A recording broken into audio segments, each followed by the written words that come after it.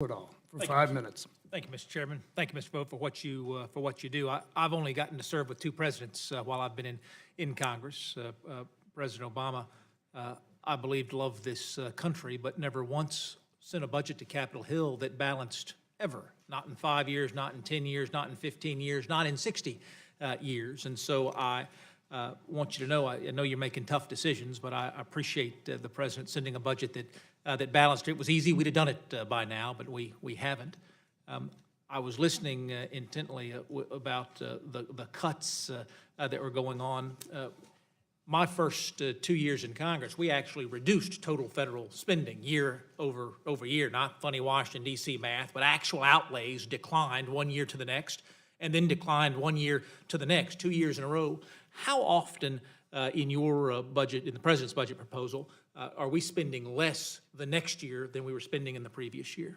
In the budget that we're proposing right now? That's correct. As it pertains to discretionary spending, we will be spending 2% less from 1 year to the next. They undoubtedly, folks are looking for ways to cut what can be done in an efficient manner. But year over year, as I look at your numbers, you're investing more in America every year the next year than you did before. Now, in large part, that's because tax revenues are rising every year from 1 year to the next. We talk a lot about the tax proposal. That 1.9 trillion is adjusted by interest. The 1.5 trillion is realized by my constituents. That's going right into pockets back home. And to your point, only about 10% of our education dollars come from the Washington, D.C. area. Most of it comes from our county and from our state, and that's why we have some of the finest education programs in the nation. I appreciate you're not trying to supplant our local control in this budget.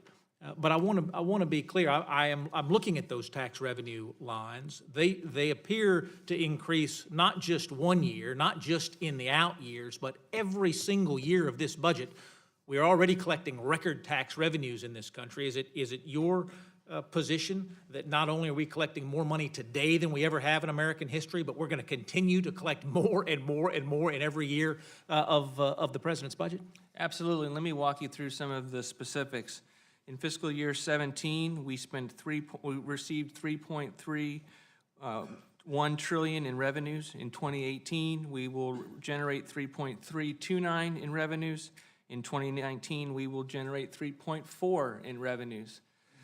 In 2020, we will generate 3.6 trillion, and on and on. It's why over 10 years, we are confident that the economic policies of this administration, which we assume in our budget, CBO doesn't assume what is not current law, we assume that the economic policies of this administration will more than pay for the costs of the tax cut.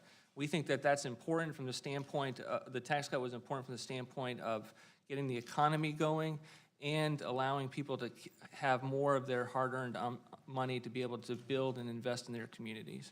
Let me get off script for a second. I think back to one of President Obama's budgets where he introduced changed CPI, something that Republicans had long been advocating for as responsible budgeting. The moment he put it in his budget, Republicans began to kick him in the shins for cutting benefits here, there, and elsewhere. Rather than taking yes for an answer, we turned it into a political talking point.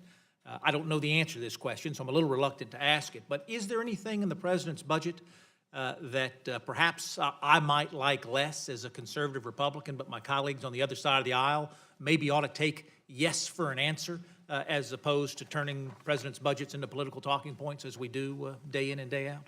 I'm sure I'm going to get this question later on, but we believe that many of our Medicare reforms, which continue to increase Medicare spending every single year, but also allow for certain program integrity proposals to improve the programs, to be able to offer common sense reforms about ensuring that where you pay for particular services within Medicare applies no matter what the site of care is. These are proposals that were in President Obama's budget. We think that they are bipartisan reforms, and we think that if there's just a factual basis for understanding what we're proposing, that we can achieve common ground. But I fully expect to be walking through what the proposals are on Medicare later on in questioning. Mr. Chairman, with your leadership, I know we'll be able to take yes for an answer in those places that we can.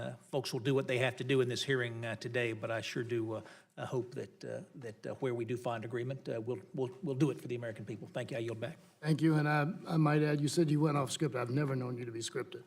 Thank you. I now yield 5 minutes to the gentleman from New York, Mr. Higgins.